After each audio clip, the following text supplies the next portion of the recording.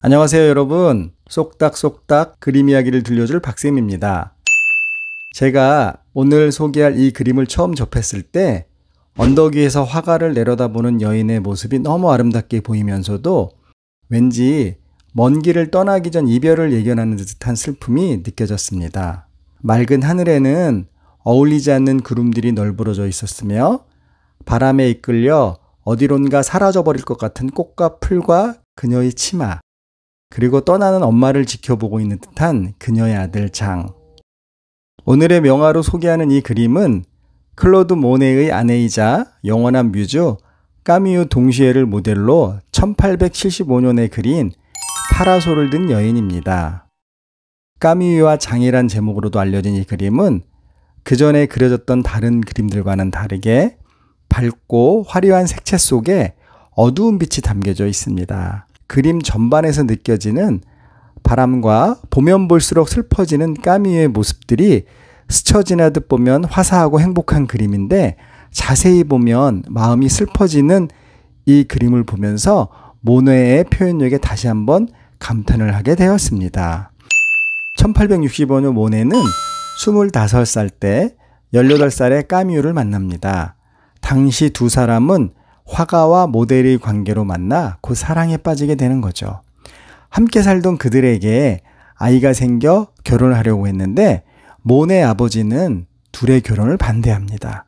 이유는 가난한 서민 출신으로 직업이 모델이었던 까미유가 모네의 아내로서 자격을 갖추지 못했다는 것입니다.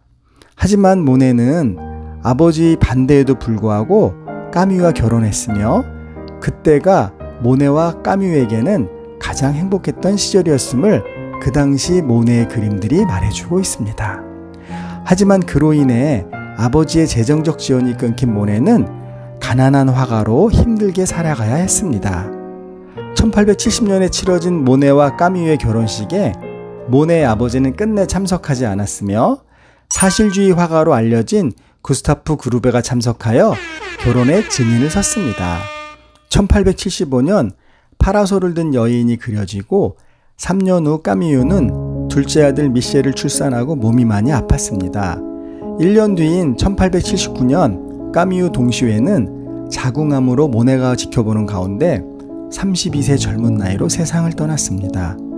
까미유의 임종을 지켜보는 모네는 죄책감을 느꼈으리라 생각이 됩니다. 첫눈에 반한 사랑으로 아버지의 반대에도 불구하고 결혼한 두 사람의 영원할 것 같은 사랑도 1873년경부터 틀어지기 시작했습니다. 파라솔을 든 여인을 그렸던 1875년에는 모네에게는 다른 여인과의 깊은 관계에 빠져들었다는 주장이 있습니다. 모네와 깊은 관계에 빠졌다고 소문난 그녀는 부유한 미술품 수집가인 에르네스트 오셰데의 부인인 알리스 오셰데입니다. 모네와 알리스가 가까워진 것은 1870년대 후반에 불어닥친 불경기 때문입니다. 낭비벽이 무척 심했던 미술품 수집가 에르네스트 오데셰는 불경기에 파산을 하게 되었고 이곳저곳을 전전하던 알리스 오셰데는 6명의 아이들과 모네의 집에 머물게 되었습니다. 물론 모네의 제안으로 두 가정이 한 지붕 아래 살게 된 것인데 남편이 없는 여인이 남의 집에 들어와 산다는 것은 충분히 오해를 부를 만한 일입니다. 더군다나 모네의 아내 까미유가 병이 들면서 주변 사람들의 눈총을 받기에 충분했으나 그런 시선들을 무시할 만큼 두 사람의 정서적 유대가 있었을 것입니다. 점점 건강을 잃어가던 까미유의 심정은 어땠을까요? 남편인 모네와 알리스의 실제 관계가 어떠했던 여자의 직감은 앞으로의 상황을 어느 정도 예상할 수 있었을 것입니다. 이러한 묘한 상황에서 알리스는 정성스럽게 까미유를 간호했습니다. 까미유 입장에선 어쩔 수 없이 알리스에게 의지할 수밖에 없었을 것입니다. 알리스는 끝까지 까미유를 돌봤으며 임종의식까지 꼼꼼히 챙겼습니다. 이런 두 사람의 관계 속에는 말로 표현할 수 없는 감정적인 교류가 존재했을 것입니다.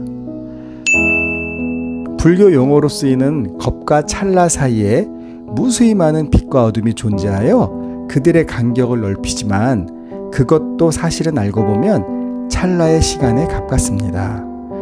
누군가 계산을 잘하는 사람이 1찰나를 산술적으로 계산했더니 75분의 1초로 계산되었다고 합니다. 1초를 75개로 쪼개면 1찰나가 되니 얼마나 순간적인 시간인지 예상이 될 겁니다. 하지만 모든 영원할 것 같은 시간들도 그 순간이 지나면 모두가 찰나가 된다는 것을 알면서도 사람들은 욕심을 놓지 못하고 살아가고 있습니다. 이 세상 모든 것이 지나고 나면 찰나로 머무는 것이며 행복도 불행도 찰나 속에 있을 때만 내 감정을 흔드는 것입니다. 그리고 남는 것은 오롯이 스스로 감당해야 할 기억들 뿐임을 다시 한번 생각해 봅니다. 오늘의 쏙닥쏙닥 명화 이야기가 좋으셨다면 구독, 좋아요, 그리고 알람 설정까지 부탁드립니다.